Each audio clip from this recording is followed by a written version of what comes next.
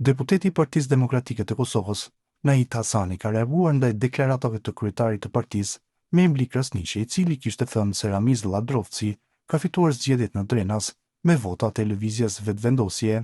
Hasani ka mohuar kategorikisht këtë pretendim, duke thënë se fitoria e Ladrovcit është merit e qytetarëve të Drenasit dhe elektoratit tradicional të PDK-s.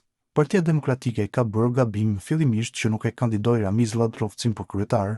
Pavarësisht rrethanave politike, Ladrovci ka shfrytzuar të drejtën për të gjetur elektoratin e PDK-s dhe për të formuar iniciativën e cila është pjesë e strukturës së PDK-s.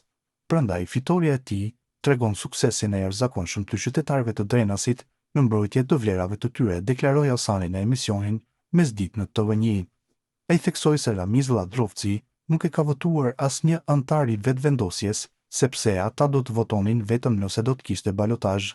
Përkundrazi, të gjithë qytetarët e Drenasit e kanë mbështetur atë kundër Membrit Krasniqit dhe strukturave aktuale të PDK-s. Sipas Hasanit, kjo fitore tregon se kryesia aktuale e partisë nuk është më legjitime dhe se duhet të ndryshojë qasjen politike.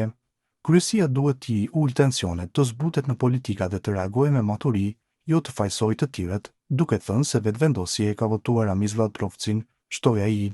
Në fund, Hasani u bashkua me qëndrimin e vet Ramiz Ladrovcit, duke kërkuar dorëheqjen e Membrit Krasniqit dhe drejtuesve të tjerë të PDK-s në Drenicë.